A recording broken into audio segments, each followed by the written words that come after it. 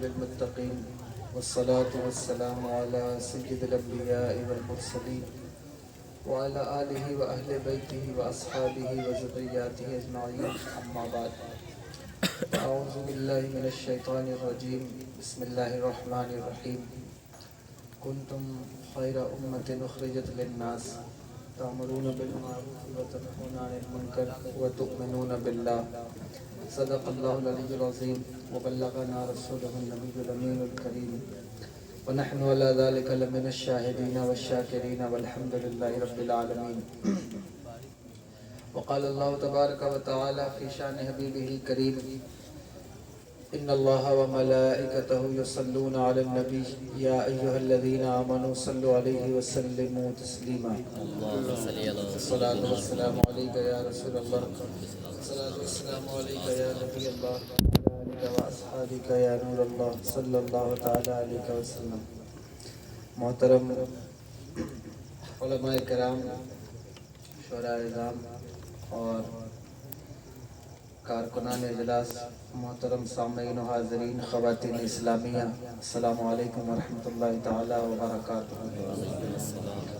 اللہ رب العزت کا فضل ہے، اس کی دی ہوئی توفیق سے ہم اور آپ آج کے اس مبارک بزم میں شرکت کی سعادت حاصل کر رہے ہیں. اللہ تبارک و تعالی ہم سب کی حاضری کو قبول فرمائے. جناب مولانا سید مہدی حسن صاحب قبلہ اور ان کے والد گرامی، ان کے گھر والوں کی طرف سے آج کا یہ پروگرام منعقد ہے. ہر سال ہی یہ منعقد کرتے ہیں جشن غوث اعظم رضی اللہ تعالیٰ عنہ کے عنوان سے، اور آج بھی یہ پروگرام منعقد ہے.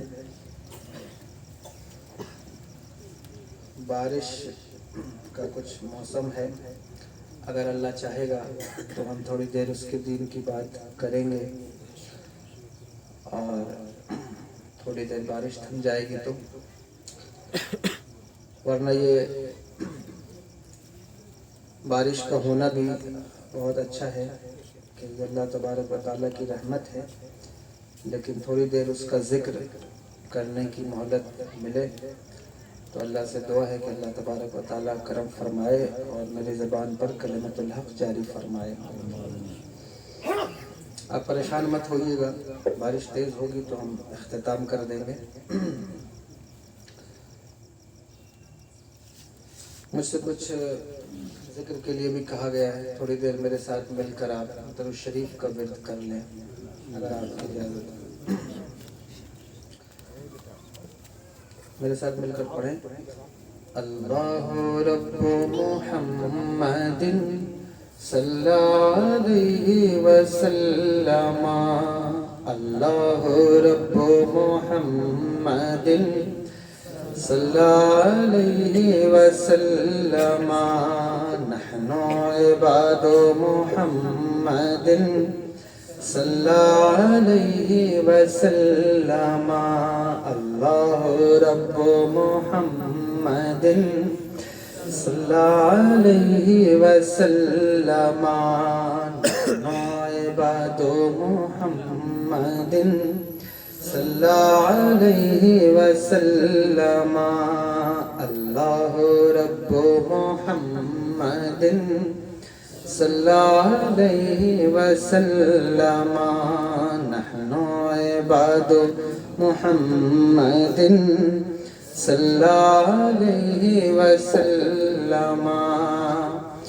وہ جو نہ تھے تو کچھ نہ تھا، وہ جو نہ ہو تو کچھ نہ ہو، وہ جو نہ تھے تو کچھ نہ تھا، وہ جو نہ ہو تو کچھ نہ ہو، وہ جو نہ تھے تو کچھ نہ تھا، وہ جو نہ ہو تو کچھ نہ ہو.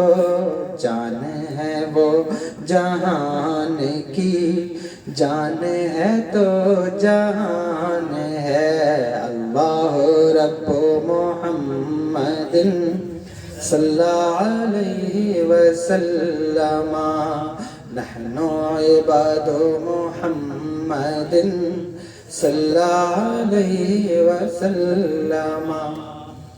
پیش نظر وہ نوبہار سجدے کو دل ہے بے قرار، پیش نظر وہ نوبہار سجدے کو دل ہے بے قرار، پیش نظر وہ نوبہار سجدے کو دل ہے بے قرار، روکیے سر کو روکیے ہاں یہی امتحان ہے، اللہ رب محمد صلی علیہ وسلم، نحن عباد محمد صلی علیہ وسلم۔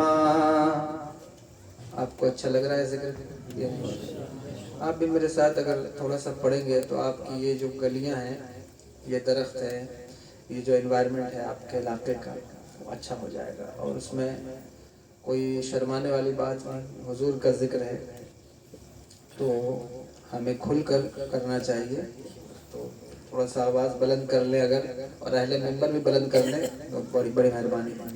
اللہ رب محمد صلی علیہ وسلم، نحن عباد محمد صلی علیہ وسلم، عرش پہ تازہ چھیڑ چھاڑ فرش پہ طرفہ دھوم دھام، عرش پہ تازہ چھیڑ چھاڑ فرش پہ طرفہ دھوم دھام، عرش پہ تازہ چھیڑ چھاڑ فرش پہ طرفہ دھوم دھام، کان جدھر لگائیے تیری ہی داستان ہے، اللہ رب محمد صلی علیہ وسلم، نحن عباد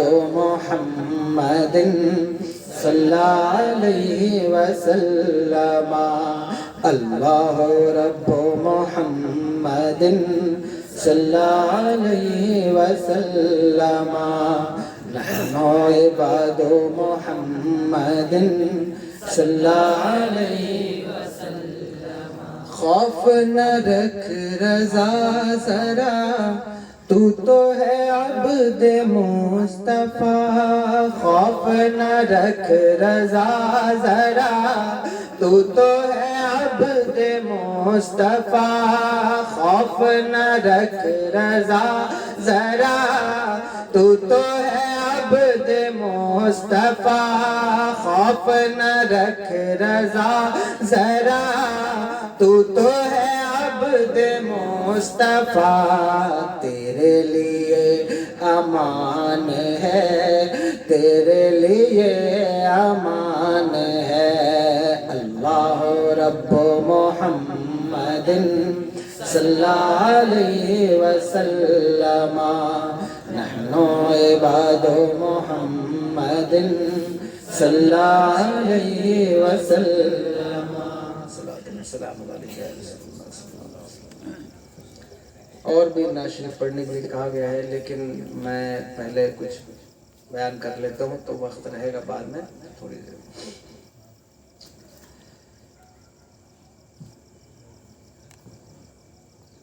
یہ جو محفل ہم اور آپ منعقد کرتے ہیں،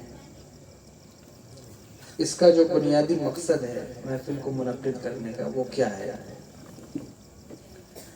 یہ بات سمجھنا بہت ضروری ہے کہ لوگ یہ سمجھتے ہیں کہ کوئی چیز ہے جس کو ہر سال منعقد کر لیا جائے، کوئی اینول فنکشن ہے، لیکن ایسا نہیں ہے، یہ کوئی رسمی چیز نہیں ہے، جیسے ہمارے ہاں رسمیں ہوتی ہیں ویسی کوئی چیز نہیں ہے، یہ ہمارے دین کا ایک خاص حصہ ہے۔ حصہ کیسے ہے؟ وہ ایسے ہے کہ جب ہم محفل کا انعقاد کرتے ہیں تو لوگوں کے اندر دین کا شوق پیدا کرتے ہیں، ٹھیک ہے، دین کا شوق پیدا کرتے ہیں، تو دین کی ایڈورٹائزمنٹ ہو، دین کا پرچار ہوتا ہے، اور دین کا پرچار اگر نہ کیا جائے، دین کے بارے میں لوگوں کو نہ بتایا جائے، تو لوگ دین کیسے انٹروڈیوس ہوگا غیروں سے، وہ کیسے جان پائیں گے، یا جو اپنے ہیں وہ بھی دین کی حکمتوں کو، دین کے ان نایاب موتیوں سے کیسے آشنا ہوں گے جو کہ بڑے خوبصورت ہیں اور ان کے بڑے کام کے ہیں۔ تو دین کی طرف کھینچنے کے لیے، دین کی طرف اٹریکٹ کرنے کے لیے یہ محفل منعقد کی جاتی ہے، تاکہ آپ کے اندر دینی رجحان پیدا ہو، آپ کے اندر ایک میلان پیدا ہو کہ نہیں، ہمیں دین کی طرف آنا ہے۔ بہت سے لوگ اس پر اعتراض کرتے ہیں، میرا موضوع وہ نہیں ہے آج، لیکن یہ بہت سادہ سی اور آسان سی بات ہے اگر آپ اس کو سمجھنا چاہیں۔ کوئی بھی کمپنی ہو، وہ اپنا پرچار، اپنا ایڈورٹائزمنٹ کر رہی ہے، کسی کو کوئی حرج نہیں ہے کہ کیوں کر رہی ہے۔ کمپنیاں اپنا ایڈورٹائزمنٹ کر رہی ہیں، اسکول کر رہے ہیں، کالجز کر رہے ہیں، سیاسی پارٹیاں اپنا پرچار کر رہی ہیں کہ نہیں کر رہی ہیں؟ کیوں کر رہی ہیں؟ تاکہ لوگوں کو اپنی طرف کھینچ سکے، اسی لیے تو کر رہی ہیں۔ تو اگر کوئی دین کے پرچار کے لیے کوئی اسٹیج، کوئی پلیٹ فارم بناتا ہے تو اس میں کوئی قباحت تو نہیں ہونی چاہیے؟ کوئی قباحت نہیں۔ کیا قباحت ہے؟ یہ تو اچھی بات ہے، بلکہ اس کی ضرورت ہے کہ ایسے پلیٹ فارم لگائے جائیں جہاں سے لوگوں کو دین کی طرف کھینچا جائے، دین کی طرف بلایا جائے۔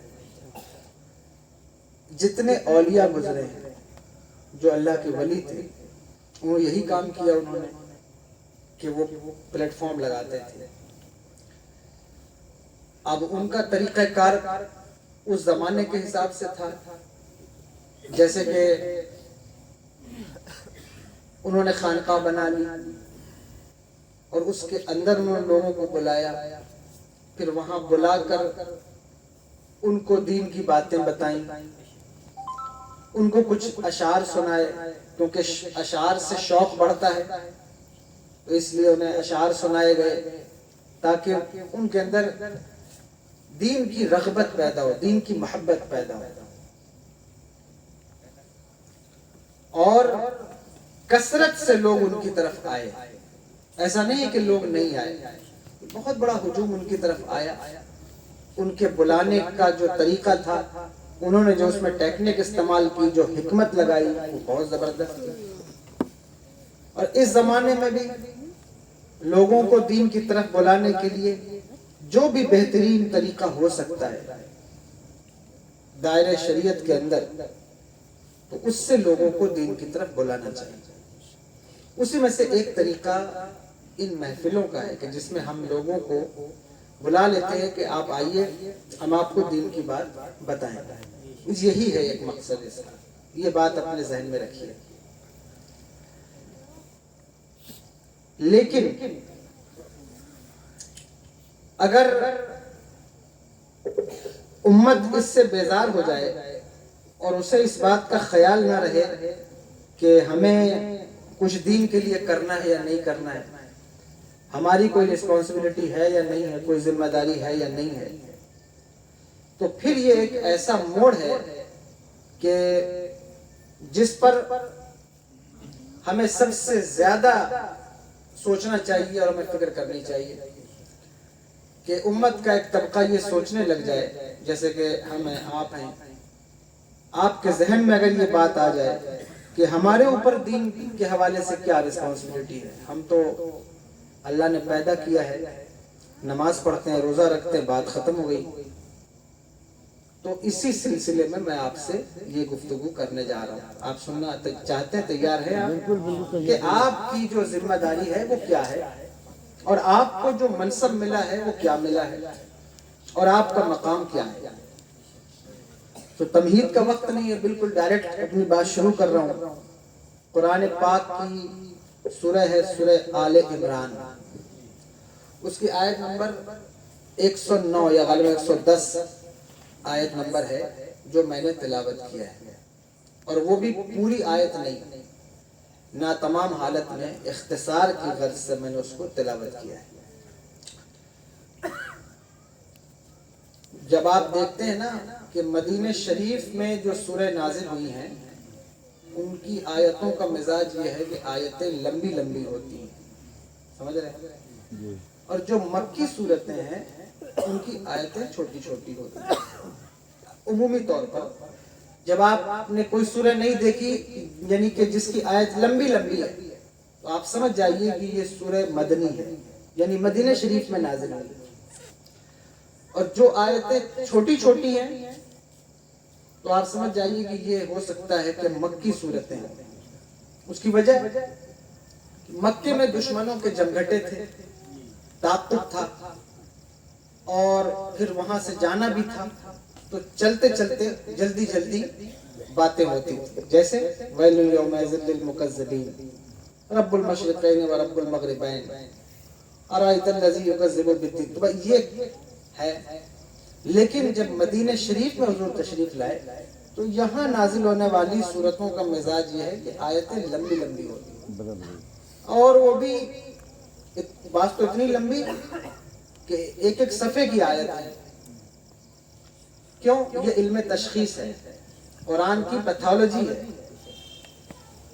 کیوں ایسا ہوا؟ ایسا اس لیے ہوا کہ جب یار کو یار سے فرصت کا موقع ملا تو باتیں لمبی ہو گئی، سمجھے آپ؟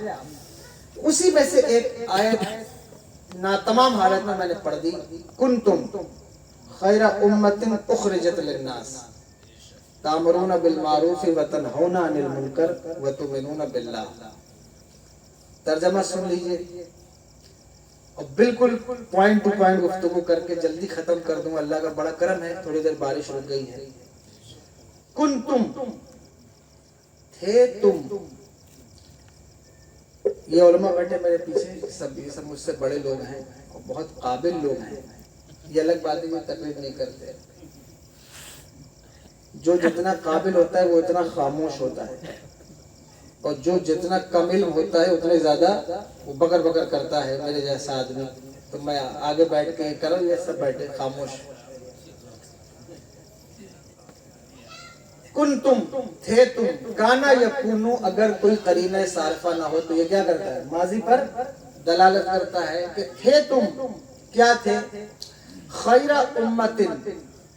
خیرہ جو ہے یہ مقدمہ آپ کو دلچسپ نہیں لگے گا، لیکن بات چونکہ آج کل ہے کیا کہ لوگوں کو علماء سے اعتبار اٹھ گیا ہے، اور اس کا ریزن یہ ہے کہ بعض اوقات کچھ ایسے کم علم لوگ ہماری طرح کے مارکیٹ میں ہیں کہ جو بعض اوقات بہت آگے بڑھ کے گفتگو کر دیتے ہیں یا قوم کے مزاج کو نہیں سمجھتے ہیں، تو اس وجہ سے دلائل کے ساتھ، اور لوگ سمجھتے ہیں کہ قرآن اور حدیث سے گفتگو کی جائے تو ہم مانیں گے، اس لیے میں صرف قرآن اور حدیث سے گفتگو کر رہا ہوں، توجہ سے سنیے گا۔ خیرہ امت، خیرہ اس میں تفضیل ہے، اور یہ اخیرو تھا لیکن یہ حمزہ اس کا گر گیا کثرت استعمال میں، تو اس کا مطلب یہ ہوتا ہے کہ اس میں تفضیل اس کو کہا جاتا ہے جب کسی کو فضیلت دی جاتی ہے نا، بڑے اونچے لیول، ایک دم سپرلیٹو ڈگری جب کسی کو دی جاتی ہے تو اس کو اس میں تفضیل کہا جاتا ہے۔ خیرہ امت یعنی سب سے بہترین امت، اور امت نکرہ ہے تو نکرہ عمومیت کے اعتبار سے جمع کا معنی دیتا ہے، تو جب اس میں تفضیل جمع کی طرف مضاف ہو تو صرف تفضیل نہیں ہوتا بلکہ تفضیل کل ہوتا، یعنی جتنی امت دنیا میں پیدا ہوئی ہے تم ان ساری امتوں میں کیا ہو؟ سب سے بہترین ہو، سب سے اچھی امت۔ کون؟ آپ، ہم، یہ ہمیں سے خطاب ہو رہا ہے۔ تھے تم سب سے بہترین امت، سب سے اچھی امت۔ لوگ کہتے ہیں کہ کسی کی فضیلت نہ بیان کرو، کوئی کہتا ہے حضور غوث پاک کو بڑی فضیلت اللہ نے دی، تو بعض لوگ کہتے ہیں کہ فضیلت کیوں بیان، سب لوگ برابر ہیں، جو کرے اس میں فضیلت آپ کیوں بیان کرتے ہیں اولیاء کی؟ یہ سید صاحب کی فضیلت کیوں بیان کر دیا، یہ عالم صاحب کی فضیلت کیوں؟ میں کہتا ہوں یار قرآن میں اس امت کی فضیلت بیان ہوئی، اب میں کیا کروں؟ اب آپ قرآن نہ مانیے ایک الگ بات ہے، قرآن کو کیا ضرورت ہے کہ ساری امتوں سے بہتر امت تھے؟ کیا مطلب؟ یہ فضیلت بیان ہو رہی ہے نہیں ہو رہی؟ بھائی ہماری فضیلت بیان ہو رہی ہے امت کی، کہ یہ امت ساری امتوں سے بہتر ہے، حضرت آدم کی امت سے بہتر، حضرت نوح کی امت سے بہتر، حضرت ابراہیم علیہ السلام کی امت سب سے بہتر، ساری امت سے بہتر۔ یہ فضیلت بیان ہوئی آپ کی۔ آپ کو پتہ ہے آپ کی فضیلت کیا ہے؟ میرے آقا سرور دو عالم صلی اللہ تعالی علیہ وسلم نے ارشاد فرمایا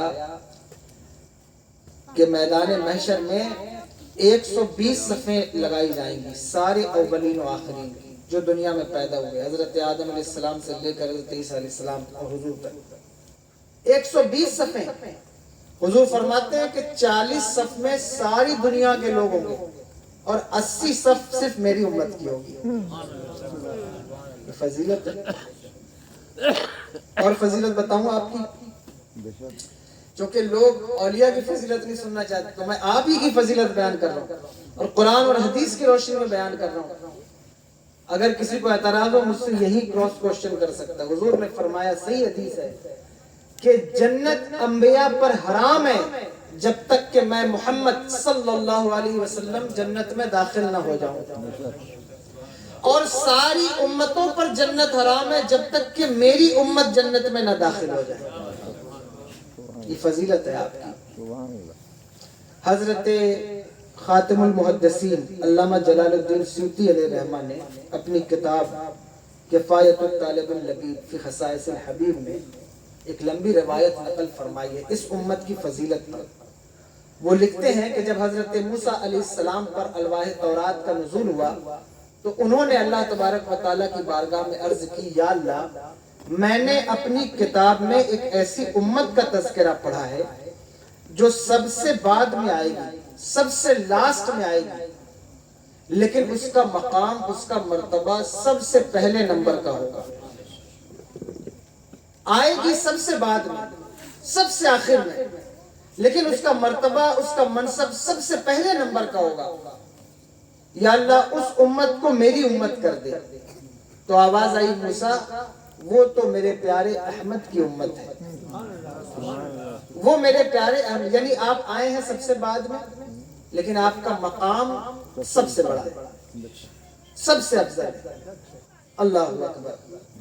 میں اکثر اس روایت کو بیان کرتے ہوئے کہتا ہوں کہ میرے استاد، حالانکہ میرے شیخ نے یہ جب پڑھایا تو وہ پڑھاتے ہوئے مجھ سے کہتے تھے ہم سے کہ آپ لوگوں نے کبھی فوجیوں کو لیفٹ رائٹ کرتے دیکھا ہے؟ تو ہم کہتے ہیں ہاں دیکھا۔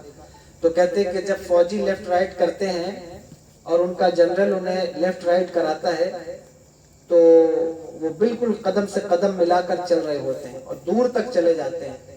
جب انہیں واپس موڑنا ہوتا ہے تو ان کا جنرل انہیں کہتا ہے اباؤٹ ٹرن، تو جو سب سے آگے ہوتے ہیں وہ سب سے پیچھے ہو جاتے ہیں اور سب سے پیچھے والے سب سے آگے ہو جاتے ہیں، وہ سب سے آگے ہو جاتے ہیں۔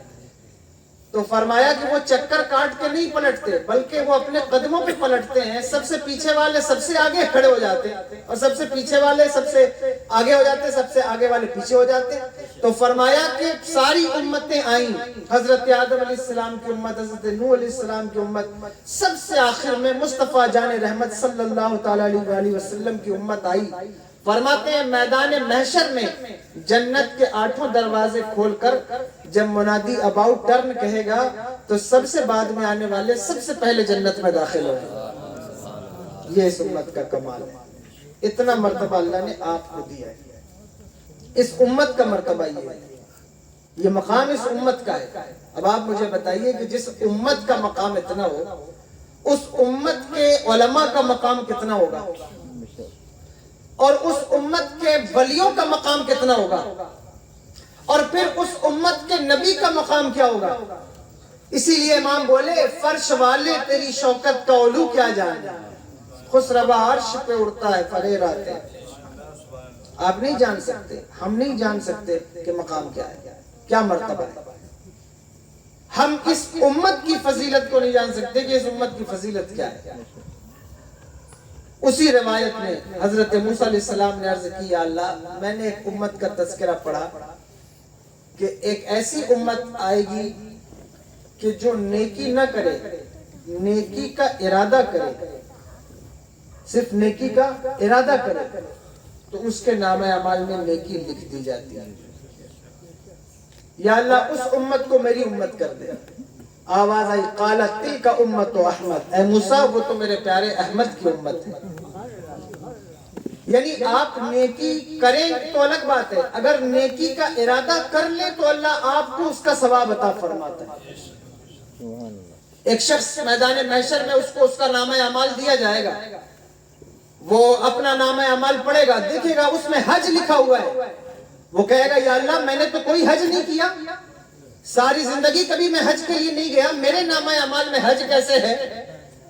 آواز آئے گی میرے بندے تو نے حج تو نہیں کیا، لیکن روانہ ہوتے ہوئے حاجیوں کے قافلے دیکھ کر جو تیرا دل مچلتا تھا، تیرے قدموں میں غربت کی بیڑیاں تھی، تجھے پریشانی تھی، مصیبت تھی، تو جا نہ سکا، لیکن تیرا ارادہ تھا کہ اگر اللہ دولت دے گا تو میں حج کو جاؤں گا، تو نہ جا سکا لیکن میں نے حج تیرے حصے میں لکھ دیا ہے۔ یہ اس امت کا کمال ہے، پچھلی کسی امت میں آپ کو یہ فضیلت نہیں ملے گی کہ آپ ارادہ کریں اور اللہ آپ کو نیکی عطا فرمائے۔ اور ہمارے ہاں نیتوں کا بھی فقدان ہے کہ ہم اچھے ارادے بھی نہیں کرتے۔ اچھا ارادہ بھی اگر ہم کر لیں تو یقین جانیے کہ اسی سے ہمارا کام چل سکتا ہے، لیکن اچھے ارادوں کا دور بھی ختم ہوا۔ پہلے لوگ اچھے ارادے کرتے تھے، اچھا ذہن بناتے تھے، اچھی نیت رکھتے تھے، لیکن اب نیت کا معاملہ بھی ختم ہو گیا ہے۔ آپ نہیں دیکھتے اتنے جلسے ہوتے ہیں، اتنی محفلیں ہوتی ہیں، آپ کے ہاں تو کم ہوتی ہیں، لیکن آپ اپنے آس پڑوس میں اگر دیکھیں تو آپ کو پتہ چلے گا صبح شام دوپہر رات محفل ہے، اتنی محفل ہے۔ اعظم گڑھ جائیے، آپ غازی پور چلے جائیے، اب جدھر بھی آپ چلے جائیں بڑی محفل ہے، پڑھنے والوں کی بھی کمی نہیں، سننے والوں کی بھی کمی نہیں، ہجوم ہے، سنانے والوں کا بھی ہجوم ہے، لوگ موبائل پر بھی سن رہے ہیں، جلسے میں بھی سن رہے ہیں، لیکن اللہ اکبر، اتنی محفل سننے کے بعد بھی اگر آپ ان کو کمپیئر کریں پچھلے 10-20 سال پہلے سے آج کے لوگوں کو، تو آپ دیکھیں گے کہ جو تمیز، جو تہذیب، جو ادب، جو تمدن، جو دین، جو نیت، جو برکت، جو عشق ان کے پاس تھا وہ اس دور میں موجود نہیں ہے۔ کیوں نہیں موجود ہے؟ ان کے یہاں تو اتنی محفل نہیں ہوتی تھی، آج سے 10 سال پہلے 20 سال پہلے اتنی محفل نہیں ہوتی تھی کہ ہر گاؤں میں ہر محلے میں محفل ہو رہی ہو۔ کوئی ایک جگہ محفل ہو گئی شہر میں تو لوگ اکٹھا ہو جاتے تھے کہ ارے یار آج وہاں جلسہ ہے، بڑے لوگ آ رہے ہیں تو چلو سننے چلتے ہیں۔ اب صبح بھی محفل ہے، دوپہر میں بھی ہے، شام میں بھی ہے، پڑھنے والوں کے پاس راگ بھی ہے، گلا بھی ہے، مائک بھی ہے، نذرانہ بھی ہے، داد وصول بھی کر رہے ہیں، لوگ اچھل بھی رہے ہیں، کود بھی رہے ہیں، لیکن اس کے بعد بھی اگر قوم کا طرز عمل بدل نہیں رہا ہے تو میں سمجھتا ہوں کہ فطور نیت کا ہے۔ اگر نیتیں اچھی نہیں ہیں تو ایک دو محفلیں ساری زندگی محفل کرتے جاؤ تمہیں محفل کی برکات نہیں ملے گی۔ محفل کی صحیح برکت اس وقت ملے گی جب سنانے والوں کی نیت بھی چمکدار ہو اور سننے والوں کی نیت بھی چمکدار ہو۔ سننے والے بھی اس نیت سے بیٹھے ہو کہ ہاں ہمیں اللہ اور اس کے رسول کا ذکر سننا ہے، اپنی زندگی کو بدلنا ہے، اور سنانے والا بھی اس نیت سے بیٹھا ہو کہ یا اللہ میں صرف اپنا فن دکھانے نہیں آیا، میں اپنے آواز کی صرف گھن گرج دکھانے نہیں آیا، بلکہ یہ ایک علاقہ ہے جہاں تیرے کرم سے تو نے مجھے بھیج دیا ہے کہ یا اللہ میں چاہتا ہوں کہ کچھ لوگ میرے کلام سے متاثر ہو جائیں، کچھ تیری راہ کی طرف آ جائیں، اگر کچھ بے نمازی یا نمازی بن جائیں، یا اللہ اگر کچھ گمراہ ہیں تو ان کے عقیدے میں کوئی سدھار میری بات سے پیدا ہو جائے۔ اگر یہ نیت ہو تو میں واللہ کہتا ہوں کہ روز محفل نہ بھی سنو، مہینے میں ایک محفل بھی سنو گے تمہیں بھی برکتیں ملیں گی، ہمیں بھی برکتیں ملیں گی۔ لیکن اب نیت بھی الگ ہے، عجیب ہی نیت ہے لوگوں کی، ایسی نیت۔ اب تو آپ نہیں دیکھتے سوشل میڈیا پر فلاں صاحب کی تاریخ لی وہ نہیں آئے، اب لوگ جو ہے وہ انہوں نے جلسہ ہی کینسل کر دیا۔ کیا ہوا؟ جن کی اصل تاریخ تھی وہ آئے نہیں، جلسہ ہی کینسل ہوا۔ کئی جنہوں نے تاریخ لے لیا لوگ، اب میں تو تاریخ دیتا ہوں تو بھی کہہ دیتا ہوں کہ بھائی دیکھو تاریخ دے رہا ہوں لیکن اس کا مطلب یہ نہیں ہے کہ میں جو ہے وہ ہر کنڈیشن میں تمہارے یہاں پہنچوں گا. میری ٹرم اینڈ کنڈیشن تمہارے ساتھ ہے. وہ کیا ہے کہ ایسا ہو سکتا ہے کہ میری تاریخ کینسل ہو جائے. بھئی انسان ہے, کوئی کہیں جا رہا ہے, کوئی حادثہ ہو گیا, کوئی مسئلہ ہو گیا, کسی کے گھر میں کوئی پریشانی ہو گئی, تو اس کا مطلب یہ تو نہیں کہ اس نے تاریخ دی ہے وہ ہر حالت میں آپ کے یہاں پہنچے گا. اور پھر میں آگے اس کے بات نہیں کرتا, لیکن بہرحال یہ ہے کہ لوگ پروگرام ہی کینسل کر دیتے ہیں کہ صاحب سید صاحب نہیں آئے تو پروگرام ہی کینسل. پروگرام کریں گے تو سید صاحب کو بلائیں گے, فلاں خطیب صاحب کو بلائیں گے تو ہی پروگرام کریں گے. پتہ چلا نیت, میں منع نہیں کرتا, بلا شبہ آپ علماء کو بلانا ہی پڑے گا, شورا کو بلانا ہی پڑے گا, لیکن اصل نیت کیا ہونی چاہیے کہ جب آپ کوئی محفل کرتے ہیں, آپ کوئی مجلس رکھتے ہیں, آپ کوئی جلسہ کرتے ہیں, آپ نے کوئی سجایا ہے, کچھ مائک لگایا ہے, آپ نے لائٹ لگائی ہے, تو ارادہ صرف یہ نہ ہو کہ ہمیں فلاں کو بلانا ہے, فلاں کو بلانا ہے, بلکہ ارادہ یہ ہو کہ یا رسول اللہ, سنا ہے آپ ہر عاشق کے گھر تشریف لاتے ہیں, میرے گھر میں بھی ہو جائے چراغاں یا رسول اللہ. پھر کوئی آئے نہ آئے, لیکن تم نے اگر محفل حضور کے لیے رکھی ہے تو ان کی نظر کرم ضرور ہوگی. تو پھر یہ اس محفل کا رنگ ہی الگ ہوگا. لیکن اس کا مطلب قطعاً میرا یہ نہیں کہ آپ جو ہے وہ سر پہ نظر کریں علماء سے. میرا مقصد یہ نہیں, میرا مقصد یہ ہے کہ نیت یہ ہونی چاہیے کہ بلایا سب کو ہے, آ گئے تو ٹھیک ہے, نہیں آئے تو کیا ہوا, میں نے تو حضور کے لیے محفل رکھی ہے, مجلس تو میری حضور کے لیے ہے. تو یہ نیت بھی اگر آپ کرنے تو اس کی بھی برکت آپ کو ملنے لگے. یہ ہے رکھنے والوں کا معاملہ. اس کے بعد پھر ہوتا ہے سننے والوں کا معاملہ. اب میں ان پر ڈسکشن کروں پھر اس پر وقت جائے گا. پھر اس کے بعد نمبر آئے گا سنانے والوں کا وقت, کہ وہ ان کا کیا معاملہ ہے, ہمارے جیسے لوگوں کو کیا ہونا چاہیے, کیا کرنا چاہیے ہمیں سنانے سے پہلے, کہ ہم کیا سنا رہے ہیں اور ہمیں کیا کرنا ہے. تو یہ الگ الگ باب ہے. اس میں سب کو چاہیے کہ نیتیں اچھی, نیت ہی کا فطور ہے کہ قوم کی اصلاح کرنے والے ہی ممبر پر اگر ایک دوسرے کے جبہ اور دستار نوچ رہے ہیں تو یہ نیت کا فطور ہے. اگر نیت اچھی ہو جائے تو قوم کی اصلاح کرنے والے قوم کے سامنے آپس میں جو ہے وہ ایک دوسرے کا گریبان نہ نوچیں. ایک خانقاہ میں بیٹھنے والا دوسرے خانقاہ کا جبہ نہ کھینچنے لگ جائے. یہ نیت کا فطور ہے. اس لیے ہمیں نیت اچھی کریں, ہم نیت اچھی کریں کہ یا رسول اللہ ہم نے محفل اس لیے. تو فرمایا کہ ایسی امت آئے گی کہ جو نیت کرے عمل نہ بھی کرے, ابھی نیت کی ہے اس نے تو اس کو اس کا ثواب لکھ دیا جائے. وہ یہ امت یا پھر فرمایا کہ اگر وہ عمل کر لے تو اسے ایک نیکی کا 10 گنا عطا فرمایا جاتا ہے. ایک عمل کیا, لوگ یہاں بائی 1 گیٹ 1 میں پریشان ہیں, ایک کے ساتھ ایک فری, اللہ کہہ رہا ہے ایک کے ساتھ 10 فری. ایک اچھا کام کرو ہم تمہیں 10 نیکی عطا فرمائیں, تم ایک دو گے ہم تمہیں 10 عطا فرمائیں, ایک دو ہم تمہیں 10 دیں گے. یہ اللہ کا وعدہ ہے. اور اذعان پکا ہو, پختہ ہو, تو انسان کو دنیا میں بھی 10 ملے گا, آخرت میں بھی 10 ملے گا, قبر میں بھی 10 ملے گا. کہو کیسے؟ اللہ اکبر.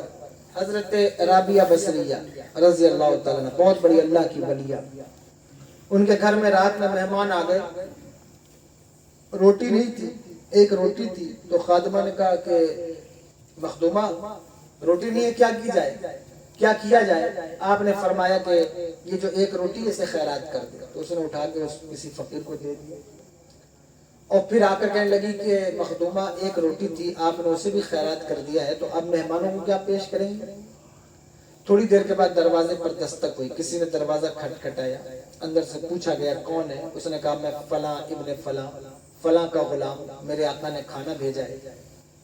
تو کھانا لیا تو فرمایا رابعہ بصریہ رضی اللہ تعالیٰ عنہ نے روٹی گنو, روٹی گنی تو 5 روٹیاں تھیں. فرمایا یہ ہمارے لیے نہیں کسی اور کے لیے ہے, واپس کر دو. انہیں واپس کر دیا. پھر تھوڑی دیر کے بعد دستک ہوئی, کہا کون؟ کہا میں فلاں کا غلام, میرے آقا نے کھانا بھیجا ہے. تو روٹی گنی تو 7 روٹیاں تھیں. آپ نے کہا اسے واپس کر دو, یہ کسی اور کے لیے ہے. پھر دروازے پر دستک ہوئی, آپ نے دروازہ مخدومہ نے خادمہ نے کھولا تو کہا کیا بات ہے؟ کہا میرے آقا نے کھانا بھیجا اور کہا کہ اسے رابعہ بصریہ کو دے کر آنا۔ انہوں نے روٹی گنی تو 10 روٹی تھی، کہا ہاں یہ ہمارا کھانا ہے۔ تو انہوں نے وصول کر لیا۔ جب وصول کیا تو خادمہ نے پوچھا کہ مخدومہ پچھلے 2 بھی آپ ہی کا نام لیتے تھے لیکن آپ نے ان کا کھانا قبول نہ کیا اور ان کا کھانا قبول کر لیا، وہ کیوں؟ کہا وہ اس لیے کہ اللہ کا وعدہ ہے تم میری راہ میں 1 دو میں تمہیں 10 عطا فرماؤں گا۔ میں نے بھی اللہ سے کہا کہ اے میرے مالک تیری بندی بھی تب وصول کرے گی جب تجھے پورا 10 عطا فرمائے گا۔ تو اس نے پورے 10 مجھے عطا فرمایا۔ اچھا، اس قسم کے واقعات پر لوگوں کا یقین جلدی بیٹھتا نہیں ہے۔ وہ کہتے ہیں کہاں سے بیان کرتے سنی لوگ، کہاں سے لاتے ہیں روایتیں، پتہ نہیں تو کہاں سے ان کو مل جاتی ہیں، دکھائی دیتی ہیں، ہم کو تو نہیں۔ میں کہتا ہوں آنکھ والے تیری جوبن کا تماشا دیکھیں، دیدے غور کو کیا آئے نظر کیا دیکھیں۔ یہ تو اذعان والوں کی بات ہے، یقین والوں کی بات ہے کہ وہ کس بات پر یقین کرتے ہیں اور کیسے اللہ والوں کی ذات پر یقین کرتے۔ خیر میں اس طرف نہیں جا رہا ہوں۔ تو اگر آپ 1 نیکی کریں تو آپ کو 10 نیکیاں عطا ہوتی ہیں۔ 1 اچھا کام کیجئے اس کا بدلہ 10 عطا ہو۔ آپ بور ہو رہے ہیں؟ پریشان تو نہیں ہو رہے ہیں؟ امت کی فضیلت بیان ہو رہی کہ یہ امت ہے جس کو اللہ نے یہ مرتبہ عطا فرمایا۔ سنیے گا تھوڑی دیر مقدمہ، اگر سنیں گے تو بات سمجھ میں آئے گی، ورنہ میں تقریر کر کے چلا جاتا تو آپ کا اس میں کوئی خاص فائدہ نہ ہوتا۔ لیکن یہ میں فضیلت آپ کی اس لیے بیان کر رہا ہوں کیونکہ مجھے اس کے آگے بڑھ کر جو ہے حضور غوث الاعظم رضی اللہ تعالیٰ عنہ کی شان بیان کرنی ہے اور بتانا ہے کہ حضور غوث الاعظم رضی اللہ تعالیٰ عنہ کی شان کیا ہے۔ آپ سوچ رہے ہوں گے کہ اس آیت میں کون سا ایسا پہلو ہے شان غوث اعظم کا، لیکن اللہ چاہے گا تو وہ بات سمجھ میں آئے گی۔ بات کو سمجھنے میں وقت لگتا ہے۔ آج کل لوگ اتنے فاسٹ ہو گئے ہیں کہ انہیں لگتا ہے تقریر شروع ہو اور بس ہمیں بات سمجھ میں آنے لگے اور ختم ہو جائے۔ ایسا نہیں ہوتا، ایک بار آپ اس میں مستغرق ہو جائیں۔ دو عالم سے کرتی ہے بیگانہ دل کو، عجب چیز ہے لذت آشنائی۔ ایک بار آشنائی حاصل ہو جائے تو پھر وہ بات سمجھ میں آ جاتی ہے۔ یہ امت ہے جس کو اللہ نے یہ فضیلت عطا فرمائی ہے، اتنا درجہ عطا فرمایا ہے۔ حضرت موسیٰ علیہ السلام بیان کرتے ہیں کہ یا اللہ اس امت کو میری امت کر دے۔ آواز آئی قال تلک امت احمد، اے موسیٰ وہ تو میرے پیارے احمد کی امت ہے۔ تو یہ اس امت کی جو ہے وہ کیٹیگری ہے کہ یہ اتنی عظیم امت ہے اور آپ کو معلوم ہے یہ لمبی روایت ہے، اس میں کتنی فضیلتیں ہیں، میں اور وقت لگے گا اس لیے آگے بڑھ گیا۔ اخیر میں حضرت موسیٰ علیہ السلام کہتے ہیں یا اللہ اگر تو اس امت کو میری امت نہیں کرتا تو پھر مجھے اس امت میں پیدا کر دے۔ آپ نے کوئی دعا نہیں کی تھی اس امت میں پیدا ہونے کے لیے، لیکن اللہ کے نبی حضرت موسیٰ علیہ السلام دعا کرتے ہیں یا اللہ مجھے اس امت میں پیدا فرما دے، اس امت میں پیدا فرما دے۔ لیکن آپ کو اس امت میں پیدا فرمایا گیا، آپ نے دعا نہیں مانگی لیکن اللہ نے آپ کو اس امت میں پیدا فرمایا۔ اتنا منصب، اتنا درجہ، اتنا مرتبہ دیا ہے دنیا میں بھی، میدان محشر میں بھی۔ جب آپ میدان محشر میں آئیں گے قرآن کہتا ہے وَكَذَلِكَ جَعَلْنَاكُمْ أُمَّةً وَسَطًا لِتَكُونُوا شُهَدَاءَ عَلَى النَّاسِ وَيَكُونَ الرَّسُولُ عَلَيْكُمْ شَهِيدًا۔ تم درمیانی امت ہو، ہم نے تمہیں گواہ بنایا ہے، پچھلوں پر، لوگوں پر، انبیاء پر بھی گواہ بنایا ہے۔ یہ مرتبہ تمہیں ملا ہوا ہے، لیکن اللہ اکبر، اس مرتبے کو پہنچنے والے، اس منصب کو پہنچنے والے اگر اپنے مرتبے سے ناواقف ہو، اپنے منصب سے ناواقف ہو، انہیں یہ لگتا ہو کہ ہم صرف دنیا میں کھانے کمانے کے لیے آئے ہیں، تو خدا کی قسم آپ بہت بڑے سرمایے سے محروم ہیں۔ اگر آپ اپنی اس منصب سے واقف نہیں ہیں تو آپ بہت بڑی دولت سے محروم ہیں، آپ چلے جائیں گے یوں ہی اور آپ کے ہاتھ کچھ بھی نہیں آئے گا۔ اس لیے اپنے منصب پر غور کیجئے کہ اللہ نے آپ کو کیا درجہ عطا فرمایا، آپ کو کیا منصب عطا فرمایا۔ اللہ اکبر۔ سو آگے قرآن کہتا ہے خیر امت، خیر امت، تم سب سے بہترین امت ہو، اخرجت للناس، تمہیں نکالا گیا ہے، تم جو پیدا ہوئے ہو وہ کیوں؟ للناس، لوگوں کے لیے۔ اور علماء بیٹھے ہیں یہ جانتے ہیں کہ للناس میں جو لام ہے نا، یہ لام انتفاع کا ہے، اور ایک لام الناس میں بھی ہے اور وہ لام استغراقی ہے۔ لام انتفاع کا اور دوسرا لام لام استغراقی، مطلب کیا ہوا؟ بلاغیوں سے پوچھئے، وہ بتائیں گے اس کا مطلب یہ ہے کہ یہ وہ امت ہے جن سے انسانیت کے ہر فرد کو فائدہ ہو۔ یہ انکلوسیو لام ہے، سمجھیے گا اس کو۔ اخرجت للناس، تمہیں نکالا گیا ہے کیوں؟ لوگوں کے فائدے کے لیے۔ اور للناس میں جو لام ارتفاع کا ہے اور جو استغراقی ہے، اس کا مطلب یہ ہے کہ جن سے انسانیت کا کوئی فرد نہ چھوٹے، جس کو اس امت سے فائدہ نہ ہو، سوائے جو ہے وہ ادلہ شریعہ اور بداہت عقلی سے انبیاء کا استثناء ہے، ورنہ ہر فرد کو اس امت سے فائدہ پہنچنا چاہیے، ورنہ یہ دعویٰ صحیح نہیں ہوگا۔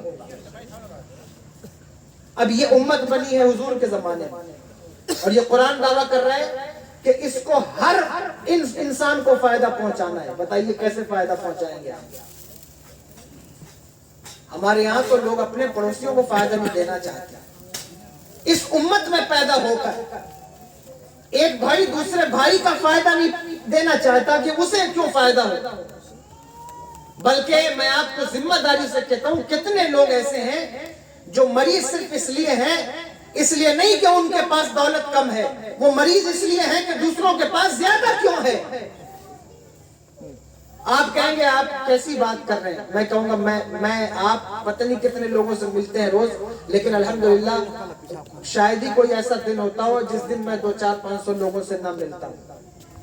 پر ڈے ملاقات ہوتی ہے، انسان ملتا ہے، لوگوں کے مسائل بھی سنتا ہے، مسافہ بھی کرتا ہے۔ اور میں اکثر کہا کرتا ہوں کہ اگر کوئی مسافہ کرنے سے کی بدولت جنت میں جائے گا تو انشاءاللہ میرا نمبر بھی لگ جائے گا، کیونکہ میں روز اتنے لوگوں سے مسافہ کرتا ہوں۔ لوگ اس بارے میں پریشان ہیں کہ فائدہ کیسے ہم فائدہ روک لیں کہ میری وجہ سے کسی کو فائدہ نہ پہنچے۔ لوگوں میں باتیں مشہور ہوتی ہیں، وہ کہتے ہیں ارے اس نے تو تمہارا فائدہ اٹھا لیا، ارے تو کون سا نقصان ہو گیا تمہارا؟ تم کو پیدا ہی اسی لیے کیا گیا ہے تاکہ دوسرے تم سے فائدہ اٹھائیں۔ تو لوگ کہتے ہیں نہیں، وہ تو اس نے میرا فائدہ لے لیا۔ تم کو پیدا اس لیے کیا گیا کہ تم دوسروں کو فائدہ دو یار۔ تمہیں کس نے پڑھا دیا کہ تمہیں دوسروں کا نقصان کرنا ہے؟ تمہیں فائدہ ہی پہنچانا ہے۔ تمہارے عمل سے، تمہاری زندگی سے، تمہارے گھر سے، تمہارے سامان سے، ساتھ سے، دکان سے، کاروبار سے، پیسے سے، تمہاری محنت سے، طاقت سے دوسروں کو فائدہ ہونا چاہیے۔ وہ انسانی کیا جس سے دوسروں کو فائدہ نہ ہو؟ لوگ گاؤں محلے میں رہتے ہیں، بہت سے لوگوں کا مزاج مختلف ہوتا ہے، لیکن یاد رکھیے اگر آپ مسلمان ہیں تو قرآن پڑھیے۔ کچھ لوگ ایسے ہوتے ہیں جو بالکل کسی کو فائدہ نہیں دینا چاہتے، یہاں تک کہ اپنے کسی کے گھر میں پانی ہو، نل ہو، کسی گھر میں سائیکل ہو تو وہ بھی ایک دوسرے سے شیئر نہیں کرتے۔ قرآن نے مذمت کی ہے اس کی۔ سورہ ماؤن کے اندر قرآن کہتا ہے ارائیت الذی یکذب بالدین فذلک الذی یدع الیتیم ولا يحض على طعام المسكين فويل للمصلين الذين هم عن صلاتهم ساهون الذين هم يراءون ويمنعون الماعون۔ قرآن کہتا ہے آپ نہیں دیکھتے آخرت کو جھٹلانے والے کون لوگ ہیں؟ بہت سی صفت بیان ہو کر اخیر میں آیا کہ جو برتنے کی چیز بھی ایک دوسرے کو نہیں دیتے، یعنی روز مرہ کے استعمال کی چیز بھی ایک دوسرے سے شیئر نہیں کرتے۔ یعنی اس دور میں اگر اس کو قیاس کیا جائے تو کیا ہے کہ ایسی چیزیں جس کی روز مرہ کی زندگی میں انسان کو ضرورت پڑتی ہے، اسلام کا نظام زندگی یہ ہے کہ دوسروں سے لے بھی سکتے ہو اور دوسروں کو دینا بھی ضروری ہے۔ اس میں چند چیزیں آتی ہیں اس دور میں اگر آپ قیاس کریں تو کیا ہے؟ چارجر ہے، سائیکل ہے، پانی ہے، نمک ہے، یہ آپس میں پڑوسی ایک دوسرے سے لیتے دیتے رہتے ہیں، اور یہ اچھی چیز ہے، بہترین چیز۔ حضرت بابا فرید الدین گنج شکر رحمت اللہ تعالی علیہ کی والدہ ایک دن اپنے پڑوس سے نمک مانگ کر لا رہی تھی۔ حضرت بابا فرید نے دیکھا، کہا اماں آپ پڑوسی سے نمک کیوں مانگ کر لا رہی ہیں؟ میں نے تو کل ہی نمک لا کر کے گھر میں رکھا ہے، نمک بھرا ہوا ہے، پھر آپ پڑوس سے مانگ کر لا رہی ہیں۔ کہنے لگی بیٹا مجھے معلوم ہے کہ میرے گھر میں نمک موجود ہے، لیکن میں نے پڑوسی سے اس لیے مانگ لیا کہ وہ اکثر ہم سے کوئی نہ کوئی چیز مانگتے رہتے ہیں، اور وہ غریب ہیں، اکثر وہ ہم سے کچھ نہ کچھ مانگتے رہتے ہیں، تو مجھے لگا کہ ہم ان سے کبھی کچھ نہیں مانگتے تو کہیں وہ احساس کمتری کا شکار نہ ہو جائیں کہ ہم ہی مانگتے ہیں، یہ کبھی نہیں مانگتے، تو اس لیے میں نے آج مانگ لیا ہے تاکہ جب انہیں مانگنے کی ضرورت پڑے تو وہ شرمائے نہ، کھل کے مانگ سکے۔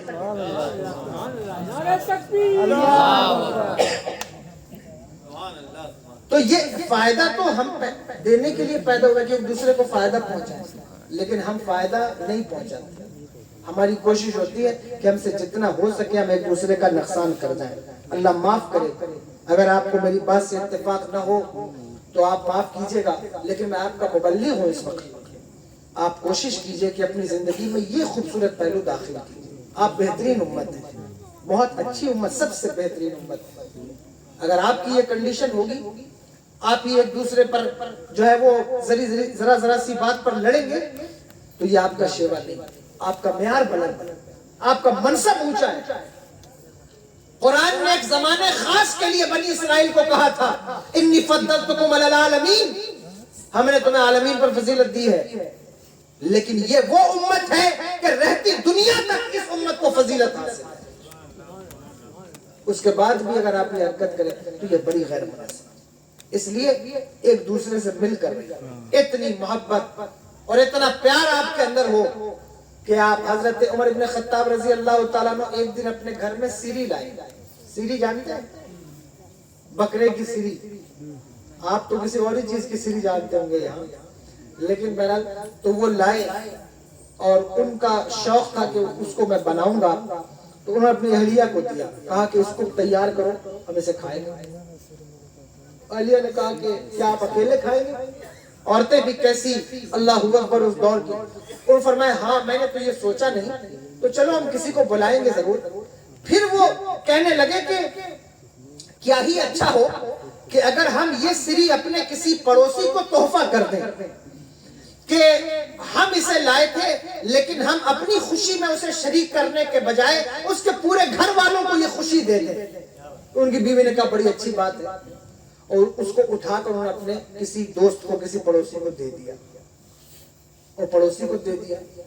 اس پڑوسی کے گھر جب وہ، دیکھو میں نیت کی بات کر رہا تھا نا، جب اس کے گھر پہنچی تو اس نے سوچا کہ کیوں نہ ہم بھی کسی اپنے پڑوسی کو خوش کریں، تو اس نے پھر کسی پڑوسی کو دے دیا، اور یقین جانیے یہ تاریخ کی بات ہے، اب وہ سری گھوم کر پھر سے حضرت عمر کے گھر میں واپس آ گئی۔ جب آپ کسی کو فائدہ پہنچاتے ہیں آپ کو نقصان نہیں ہو سکتا، فائدہ ہی ہوگا، لیکن اذعان پکا ہو، یقین پکا ہو، اللہ کی ذات پر بھروسہ پکا ہو تو ضرور آپ کو فائدہ ہوگا، ضرور آپ کو اس کا اجر ملے گا۔ اللہ اکبر۔ تو آپ وہ امت ہیں کہ جس کو اللہ نے یہ مرتبہ دیا ہے، یہ منصب دیا ہے، لیکن اس کے بعد بھی اگر آپ اس کا خیال نہ کریں، اگر آپ سوچیں کہ کوئی بات نہیں، جو ہے اب سب ٹھیک ہے، سب اپنی اپنی لائف میں مست ہیں۔ میں ممبئی گیا تھا بہت پہلے، آج سے میرا خیال ہے پہلی بار، آج سے 15 سال یا اس سے بھی زیادہ، تو میں وہاں جس فلیٹ میں رکا، جس اپارٹمنٹ میں، تو وہاں بار بار لوگ آتے تھے، تو وہ مجھ سے کہتے کہ حضرت یہاں کی لائف بڑی بزی ہے، اور میں نیچے ایک دن پارکنگ میں کھڑا تھا تو جس فلیٹ میں میں رکا تھا اس کے اوپر ایک سید صاحب رہتے تھے، اور وہ بڑے اچھے نیک پرہیزگار سید صاحب تھے، تو ان سے میری ملاقات ہو گئی۔ تو جب میں لوٹ کر رات میں جلسے کے بعد پھر گیا فلیٹ میں، تو میں نے ان سے پوچھا کہ آپ جانتے ہیں آپ کے اوپر ایک سید صاحب رہتے ہیں؟ تو انہوں نے کہا ہم تو نہیں جانتے، یہاں تو ہم اتنے بزی ہیں، ہمیں کیا پتا کہ کون رہتا ہے کون نہیں رہتا۔ اور انہوں نے اس کو جو ہے وہ بڑے فخریہ انداز میں بیان کیا، تو میں نے کہا یہ اچھی بات نہیں ہے، آپ کسی بھی شہر میں رہیں لیکن ہیں تو آپ حضور کی امت، تو آپ ایک سید کو یو پی سے بلا کے جلسہ سن رہے ہیں اور ایک سید آپ کے اوپر رہتا ہے، آپ کو پتہ ہی نہیں ہے۔ تو یہ مسلمانوں کی ذمہ داری ہے کہ وہ جس فلیٹ میں رہیں، جس کمرے میں رہیں، جس محلے میں رہیں، انہیں پتہ ہونا چاہیے کہ ان کے اوپر کون رہتا ہے، نیچے کون رہتا ہے، دائیں کون رہتا ہے، بائیں کون رہتا ہے۔ اسی لیے تو مسجد کا نظام دیا گیا ہے کہ مسجد میں 5 وقت آؤ گے تو پتہ چلے گا کہ محلے میں کون بیمار ہے، کون سکھی ہے، کون دکھی ہے، کون پریشان ہے، کون خوشی ہے، تو تمہیں پتہ چلے گا اس بات کا۔ اگر کسی کا علاج تم کر سکتے ہو تو پھر تم کرو، کسی کے دکھ کو دور تم کر سکتے ہو تو پھر تم کرو، اور اگر نہیں کر سکتے تو دعا کر سکتے ہو تو کم سے کم اس کے لیے دعا کرو۔ لیکن یہ نظام زندگی ہم بھول گئے جبکہ ہم سب سے بہترین امت ہے۔ اس امت میں صرف ایک ہی چیز رہ گئی ہے، اب لوگوں کی زبان پہ شکوہ ہے کہ صاحب بڑے ہم پریشانی میں۔ کیا پریشانی ہے صاحب؟ پریشانی دیکھیے کیسے کیسے ظالم ہمارے اوپر ہے، اور فلاں ہے، تو یہ ہے، تو وہ ہے، بڑا مسئلہ ہے، ہم کاٹے جا رہے ہیں، ہم مارے جا رہے ہیں۔ اور آج کل تو جہاں جائیے وہاں لوگ ہم سے کہتے ہیں کہ حضرت فلسطین کے اوپر بولیے، وہاں کے اوپر تقریر کیجیے۔ میں کہتا ہوں کیوں تقریر کروں، کیا چاہتے ہیں؟ تو وہ کہتے ہیں نہیں، ان کے لیے بولنا بہت ضروری ہے کہ وہ اتنا پریشان حال ہے، اور ہمارے نوجوان روز صبح اٹھ کر فلسطینیوں کا اسٹیٹس لگا، تو ان کے ساتھ ہماری ہمدردیاں ہیں۔ کون ہے ایسا مسلمان جن کی ہمدردی جس کی ان کے ساتھ نہ ہو؟ ان کے کٹے ہوئے بازو، ان کے یتیم بچے کوئی بھول نہیں سکتا۔ لیکن میں آپ سے کہتا ہوں کہ ان کے اوپر ترس مت کھائیے۔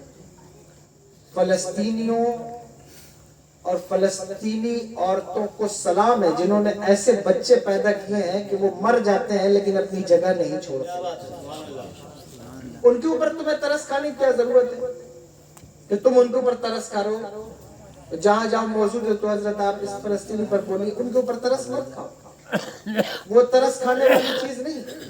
ان کی ماں نے انہیں اتنا بہادر بنایا ہے کہ ان کے بازو کٹ جاتے ہیں، پیر اکھڑ جاتا ہے، ان کا کلیجہ نکل جاتا ہے، لیکن خدا کی قسم وہ ایسا نہیں ہے کہ وہ میدان چھوڑ کر بھاگ جائے۔ ان کے بارے میں میرے آقا نے ارشاد فرمایا، میری امت کا ایک طبقہ بیت المقدس کے دروازے پر جنگ لڑے گا، قیامت کی صبح تک لڑے گا، اور جو ان کو رسوا کرنے آئے گا خود رسوا ہو جائے گا، انہیں رسوا نہ کر سکے گا۔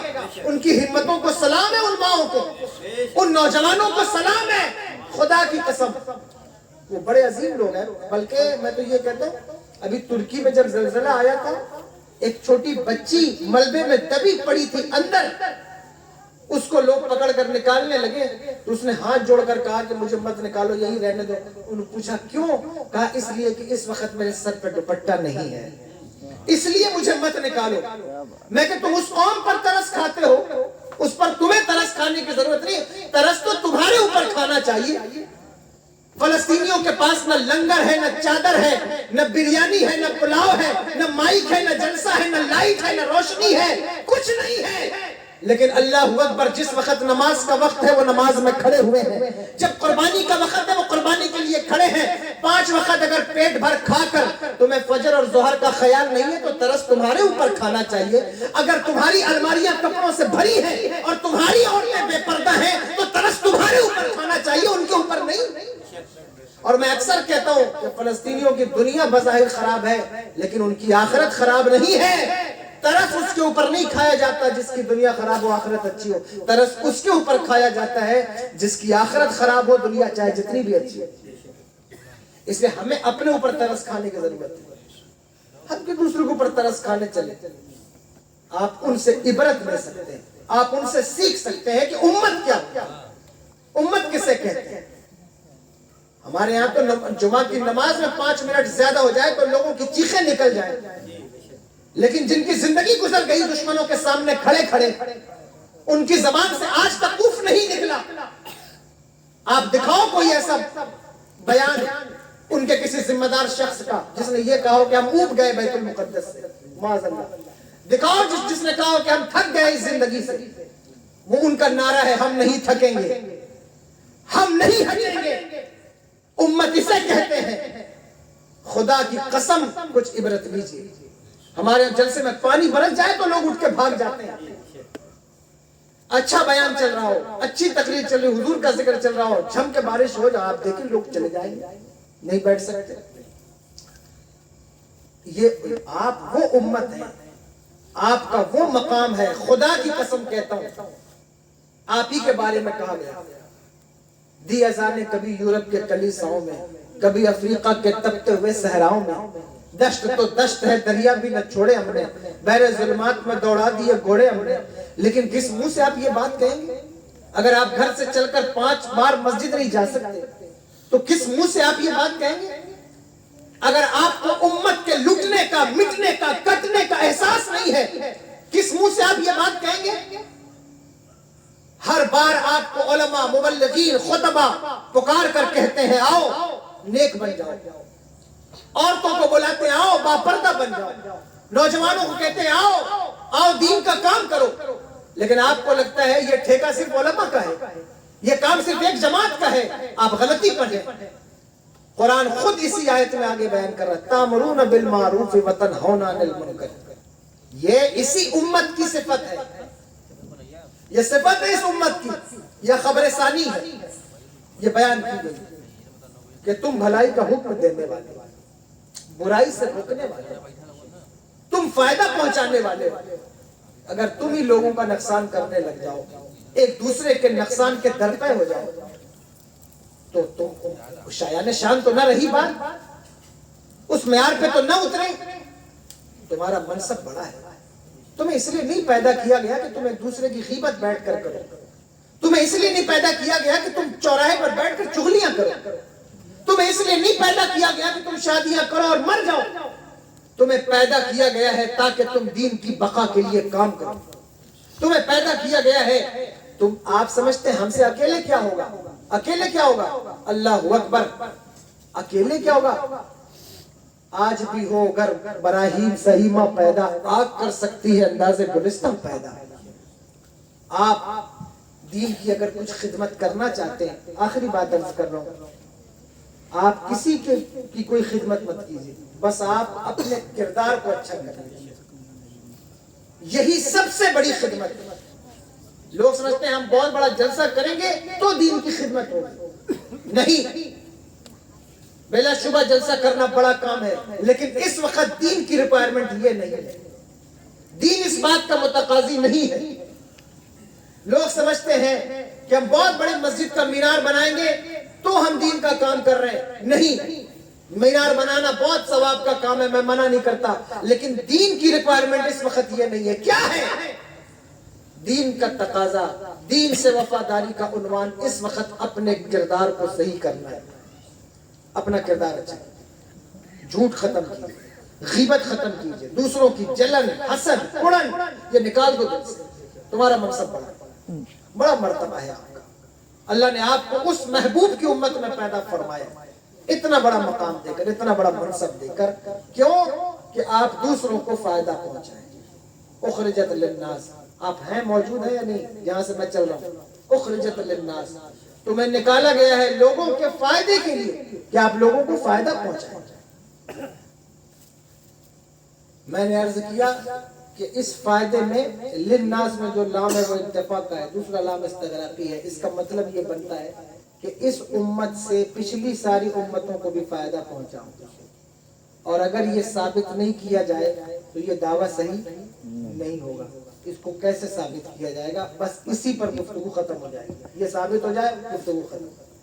سنیے، قرآن سے بولو، حضرت علامہ قاضی ثناء اللہ پانی پتی مظہری رحمۃ اللہ تعالیٰ عنہ، بہت بڑے مفسر ہیں، بہت بڑے، ان کی کتاب تفسیر مظہری سب مانتے ہیں، انہوں نے لکھا اپنی تفسیر میں، اسی آیت کے ضمن میں وہ لکھتے ہیں کہ اس امت سے پچھلی امتوں کو بھی کیسے فائدہ پہنچا، تو وہ کہتے ہیں رجال هذه الامه اکثر ارشادا واقوى تاثیرا فی الناس بالجذب الى اللہ سبحانہ وتعالی۔ فرماتے ہیں کہ اس امت کے رجال، سن رہے ہیں آپ، بات اسی پر ختم ہو جانی ہے، چونکہ اس امت کے رجال، رجال کے معنی ہوتا ہے مرد، مرد کی جمع ہے رجال، ٹھیک ہے، اس امت کے رجال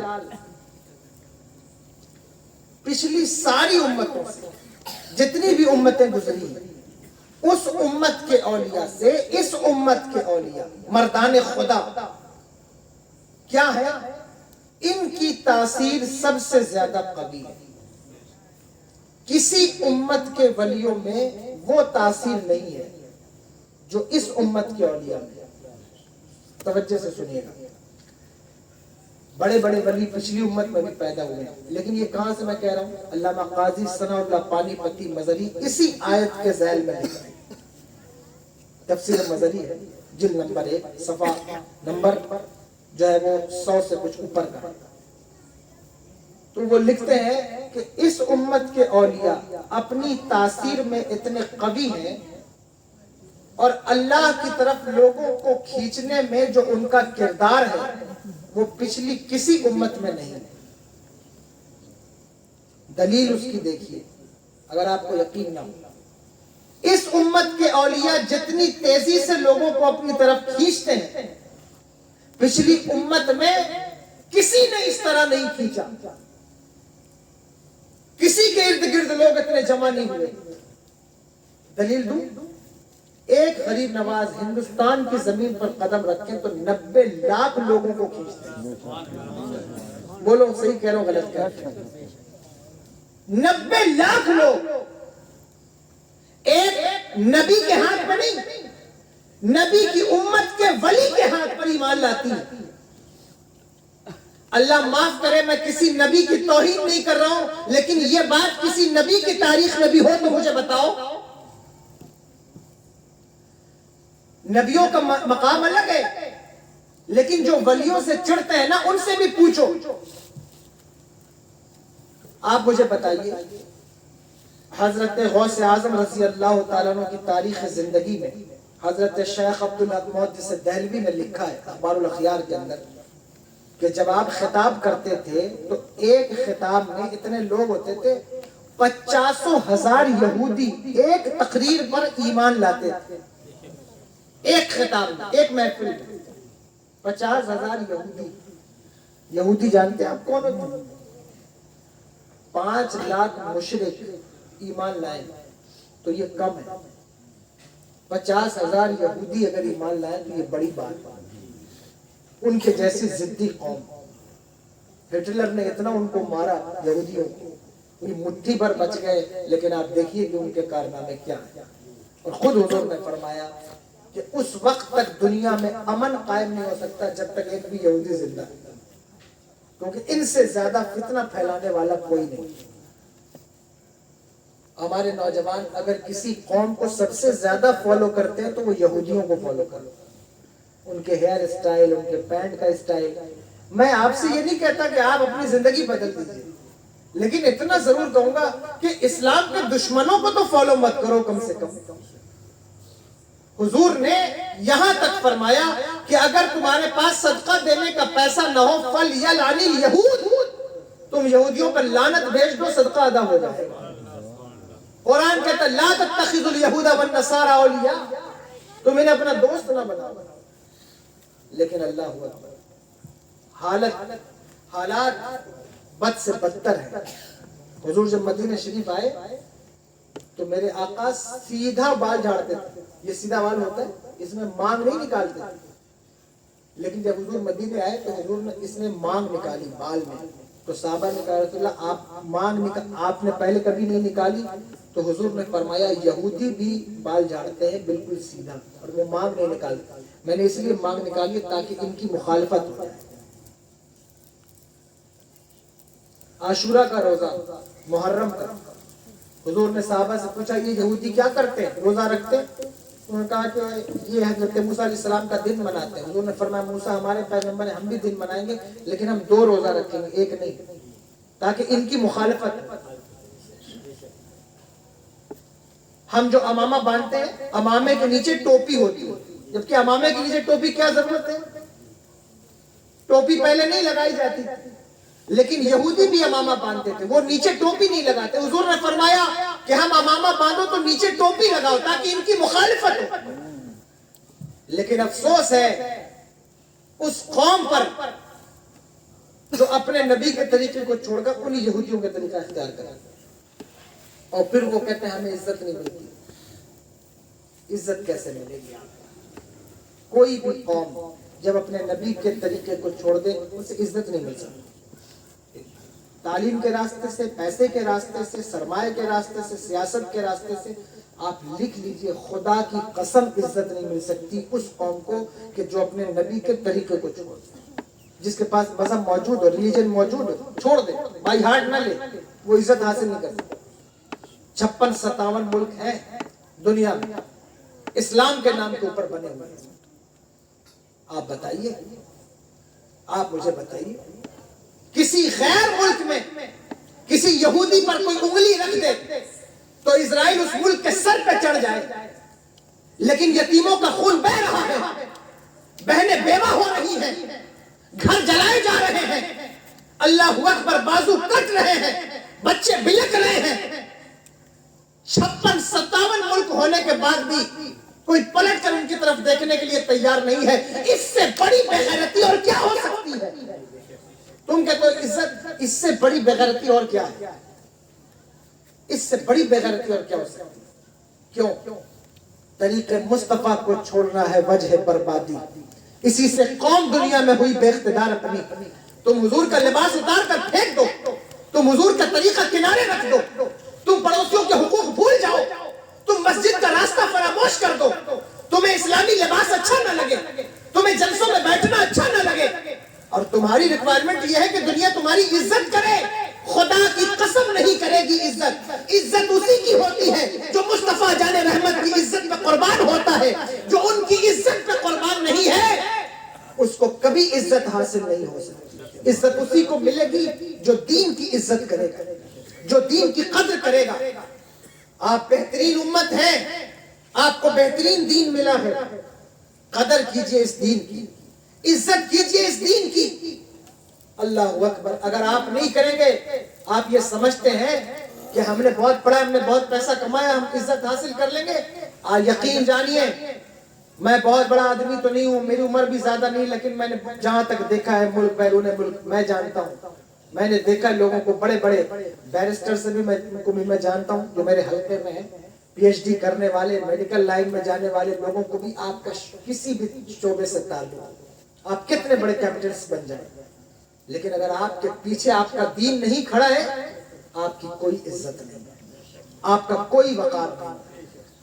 اگر آپ کو میری بات سمجھ میں نہ آ رہی ہو نا تو آپ موجودہ دور کی حکومت کو دیکھ لیں، آپ کو پتہ چل جائے گا. حکومتیں اور بھی بنی ہیں اس سے پہلے ہندوستان کے اوپر، لیکن اس حکومت کو آپ دیکھیں گے تو آپ کو پتہ چلے گا کہ اس حکومت کی بنیادیں مضبوط کیوں ہوتی جا رہی ہیں، کیونکہ جیسا بھی ہو ویسے پیچھے ان کا مذہب کھڑا ہوا ہے. یہ بات یاد رکھیے، میں اس پر تبصرہ نہیں کرنا چاہتا، لیکن یہ بات میں نے آپ کے ذہن کو متاثر کرنے کے لیے کہہ دی. آپ یہ بات کو سمجھ جائیں. آپ یہودیوں کو دیکھ لیجیے کہ پیچھے ان کا مذہب کھڑا ہے یا نہیں کھڑا. فنڈامنٹل ہونا کوئی بری بات نہیں ہے، لیکن دیکھنا یہ پڑے گا کہ بنیادیں ہیں کیسی. جس کی بنیاد میں کوئی بغض ہو، اناد ہو، کیڑا ہو، کرکٹ ہو، وہ فنڈامنٹل بنے تو وہ برا ہے. لیکن جس کی بنیاد میں عشق ہو، محبت ہو، اخوت ہو، چارہ جوئی ہو، جس کی بنیاد میں پڑوسیوں کا حقوق ہو، وہ اگر اپنی بنیاد سے نہ جڑے تو پھر کیا ہے؟ یہ تو اس کے لیے ضروری ہے کہ وہ اپنی بنیادوں سے جڑے. اس لیے آپ بہترین امت ہیں، اپنی بنیاد سے جڑیے.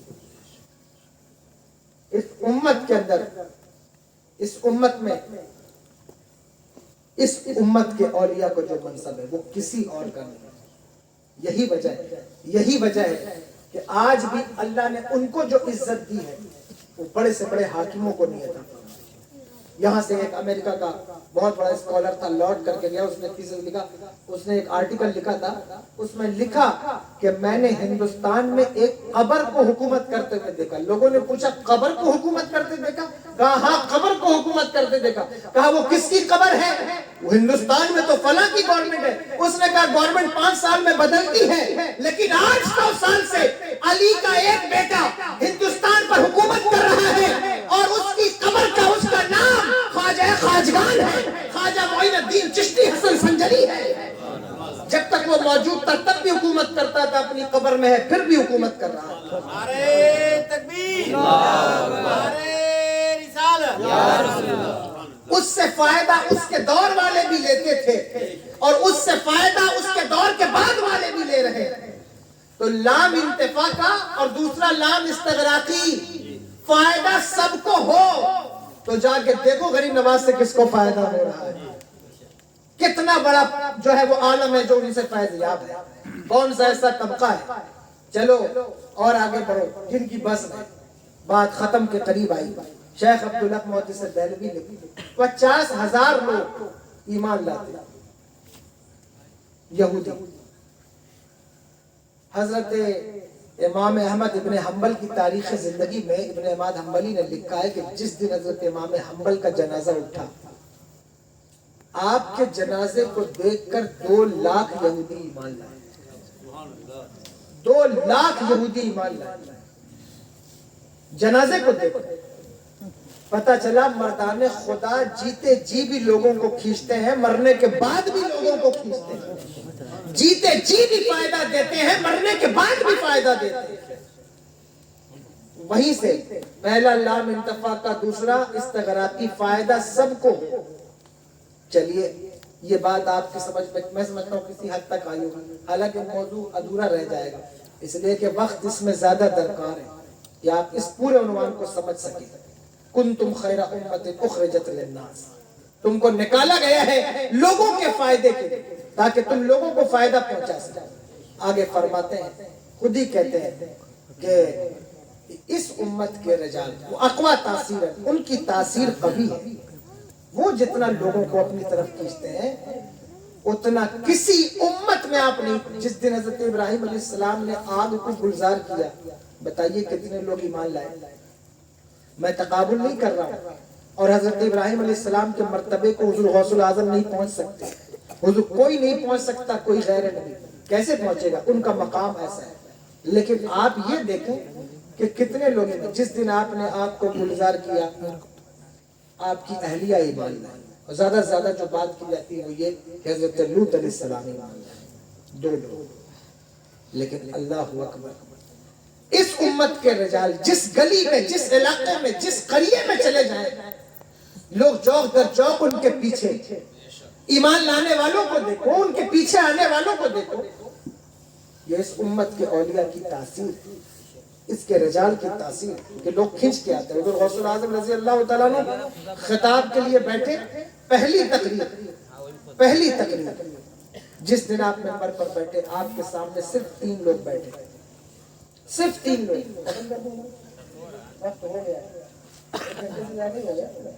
درشی پڑھی اللہ رب محمد صلی اللہ علیہ وسلم نحن عباد محمد صلی اللہ علیہ وسلم صلاۃ و سلام علیک یا رسول اللہ صلی اللہ تعالی علیہ وسلم. بس اختتام ختم. تو جس دن آپ تقریر کرنے بیٹھے سامنے صرف 3 لوگ تھے, کوئی نہیں تھا. آپ نے اس میں آپ کے ایک بیٹے ہیں شیخ عبدالجبار رحمۃ اللہ علیہ سامنے بیٹھے. آپ نے ان کی طرف دیکھا, ممبر پر بیٹھے تھے, دیکھ کر فرمایا الحمدللہ, پھر فرمایا الحمدللہ. جب تیسری مرتبہ الحمدللہ فرمایا تو شیخ عبدالجبار کے جبے میں آگ لگ گئی. اٹھے اور اس کو بجھایا, کہا بیٹا کیا ہوا؟ کہنے لگے ابا آپ نے 3 مرتبہ الحمدللہ کیوں کہا؟ کہا میں بیٹھا, میرے سامنے کوئی سننے والے نہیں, 3 ہی لوگ بیٹھے ہوئے, میں نے 3 لوگوں کی نسبت سے 3 مرتبہ الحمدللہ کہا. لیکن بیٹا جب میں نے پہلی مرتبہ الحمدللہ کہا تو میرے نانا کے کرم سے یہ آسمان رجال الغیب سے بھر گیا. ایک مرتبہ الحمدللہ کہا تو رجال الغیب سے آسمان بھر گیا جو میری تقریر سننے آئے تھے. دوسری مرتبہ الحمدللہ کہا تو زمین اللہ کے ولیوں سے بھر گئی. تیسری مرتبہ میں نے الحمدللہ کہا تو جتنے اجنہ جنات تھے وہ سب میری محفل میں آ گئے میری تقریر سننے. آپ کو ہم تو صرف 70,000 کا تذکرہ کرتے ہیں, پتہ نہیں ہے کتنے لوگ ہیں حضور غوث الاعظم کی ایک تقریر میں سننے والے. اولیاء بھی ہیں, اصفیاء بھی ہیں, قطب بھی ہیں, ابدال بھی ہیں, رجال الغیب بھی ہیں, جنہ بھی ہیں, بلکہ اللہ اکبر کبیرہ حضرت خضر, وہ خضر جو حضرت موسیٰ کو راز کی بات بتاتے ہیں. میرے آقا حضور غوث الاعظم کہتے ہیں خضر آپ کا گزر ہو رہا ہے, آپ مجھ سے بھی کچھ راز کی بات سنتے جائیں. اسی لیے میرے امام کہتے ہیں شکر کے جوش میں جو ہے وہ تجھے کیا جانے, خضر کے ہوش سے پوچھے کوئی رتبہ تیرا, سر بھلا کیا کوئی جانے کہ ہے کیسا تیرا. اولیاء ملتے ہیں آنکھیں وہ ہے تلوار تیرا. وہ یہ اس امت کے رجال ہیں. تو فرمایا کہ یہ اپنی تاثیر میں قوی ہے. بلا شبہ قرآن میں ہے حضرت آصف بن برخیہ کا واقعہ کہ جب حضرت سلیمان علیہ السلام نے ان سے کہا کہ تم کب لاؤ گے تخت، تو انہوں نے کیا کہا؟ انہوں نے کہا کہ اس سے پہلے کہ آپ اپنی پلک جھپکائیں میں تخت لے آؤں گا. یہی ہے نا قرآن میں کہ آپ پلک نہیں جھپکیں گے اس سے پہلے میں لے آؤں گا. اس کے دو معنی ہیں، یہ بھی یاد رکھیے گا. ابھی میں آیت نہیں پڑھ رہا ہوں. اس کے دو معنی. اس سے پتہ چلتا ہے کہ جب تک آپ کی آنکھ کھلی رہے گی، کیونکہ پلک جھپکنے کے بعد آنکھ بند ہوتی ہے نا، تو اللہ کا ولی ہے وہ کیا کہہ رہا ہے؟ جس کو کتاب کا علم ہے وہ کہتا ہے آپ اپنی پلک جب تک نہیں جھپکیں گے اس سے پہلے لے آؤں گا. مطلب یہ ہے کہ اگر آپ کی نگاہ میرے ساتھ رہی اور کتاب کا علم میرے ساتھ رہا تو میں آپ کی نگاہ کے بھروسے وہ تخت لے آؤں گا. جس انسان کے جس ولی کے ساتھ حضرت سلیمان کی نگاہ ہو وہ پلک جھپکنے سے پہلے تخت لے آتا ہے تو وہ حضرت سلیمان کے بیٹے نہیں ہیں حضرت آصف بن برخیہ، لیکن حضور غوث الاعظم میرے نبی کی اولاد ہیں. اور صرف آنکھیں ہی حضور کی نہیں بلکہ حضور کا لعاب دہن ان کے کلیجے میں موجود ہے. ان کی تاثیر کا عالم کیا ہوگا، ان کی تاثیر کا عالم کیا ہوگا. تو فرمایا اب مقدمہ ختم ہو رہا ہے. فرماتے ہیں کہ اس امت کے اولیاء اپنی تاثیر میں زیادہ کمی ہے. من السابقۃ الامم کانا قطب کمالات الولایت کمالات الولایت علی ابن ابی طالب علیہ السلام. انہوں نے فرمایا کہ اس امت کا فائدہ دوسری امت میں کیسے پہنچا. تو اس جملے کو دیکھیے. وہ فرماتے ہیں کہ پچھلی امت میں کوئی ولی نہیں بنا جس کو علی نے ولی نہیں بنایا. یعنی جو بھی ولی بنا وہ علی کی روح کے فیضان سے ولی بنا، چاہے وہ حضرت آصف بن برخیہ ہوں. پچھلے جتنے اولیاء ہیں وہ اس امت کے ولی کامل کے فیضان سے ولی بنے. اور وہ ذات مولا کائنات حضرت علی مرتضیٰ کی اور بھی صفات ہے کہ اس امت کو پچھلی امت کو کیسے فائدہ پہنچا. لیکن اس کا وقت نہیں. میں نے اس بات کو یہاں اس لیے جو ہے وہ گھیر دیا ہے، کیٹیگرائز کر دیا کہ تاکہ یہ بات ثابت ہو جائے کہ اس امت کے اولیاء سے پچھلی امت کے لوگوں کو فائدہ ہوا. تو جب یہ ثابت ہوا کہ اس امت سے پچھلی امت کو بھی فائدہ ہوا ولیوں سے، تو ظاہر ہے کہ اس وقت وہ ولی پیدا نہیں ہوئے تھے. تو جب کوئی ولی بغیر پیدا ہوئے پچھلی امت کو فائدہ دے سکتا ہے تو پیدا ہونے کے بعد اپنی قبر میں جانے کے بعد لوگوں کو فائدہ کیوں نہیں دے سکتا. تو اس کے لیے بھی وقت چاہیے اس مقدمے کو سمجھنے کے لیے. میں اس کو نہیں چھیڑتا آج. میں نے صرف اتنا کہا کہ اس امت سے فائدہ ہونا چاہیے اور فائدہ ہوا بھی ہے دوسری امتوں کو. اس لیے اس امت سے آپ کو بھی چاہیے کہ آپ دوسروں کو فائدہ پہنچائیں. اور اولیاء کا کام یہی ہے کہ وہ دوسروں کو فائدہ پہنچاتے ہیں. ان کی ذات سے، ان کے خطاب سے، ان کے پروگرام سے، ان کی تقریر سے، ان کی کتاب سے لوگوں کو فائدہ پہنچتا ہے. ان کی دعا سے، ان کی بھوک سے لوگوں کو فائدہ، ان کی نظر سے لوگوں کو فائدہ پہنچتا ہے. تو یہ اس امت کی خاصیت ہے. اس کو میں نے قرآن سے ثابت کیا ہے. اگر تو آپ سمجھے انشاءاللہ نہیں سمجھے تو اس لیے اولیاء سے قریب ہوئے. حضور غوث الاعظم رضی اللہ تعالیٰ عنہ سے قریب ہوئیے. جب آپ قریب ہوں گے تو آپ کو یہ نسبت کا اندازہ ہوگا کہ یہ کتنی بڑی نسبت ہے، نسبت قادریت، جس کے بارے میں میرے امام کہتے ہیں تجھ سے ڈر سے سگ سے ہے مجھ کو نسبت، میری گردن میں بھی ہے دور کا ڈورا تیرا، اس نشانی کے جو سگ ہیں نہیں مارے جاتے، حشر تک میرے گلے میں رہے پٹا تیرا. اور فرمایا کہ میری قسمت کی قسم کھائیں سگانے بغداد، ہند میں رہ کے بھی دیتا رہو پہرا تیرا. استغفر اللہ ربی من کل ذنب واتوب الیہ. بہت مبارکباد پیش کرتا ہوں جناب سید مہدی حسن صاحب قبلہ کو اور ان کے والد گرامی کو، ان کے گھر والوں کو کہ انہوں نے کچھ مجھے بولنے کا، آپ کو سننے کا موقع دیا. میری بات میں سے کوئی بات بری لگی ہو تو مجھے معاف فرمائیے گا. اور میں آپ کا مبلغ ہوں. میرا ارادہ فقط یہ ہے کہ آپ کی بھی اصلاح ہو، ہماری بھی اصلاح ہو. میں جانتا ہوں کہ میری بات میں اتنا اثر نہیں ہے کہ میں تقریر کروں اور لوگ میری بات قبول کر لیں، لیکن مانا کہ اس زمین کو گلزار نہ کر سکے ہم، کچھ خار کم تو کر دیے گزرے جدھر سے ہم. وما علینا الا البلاغ.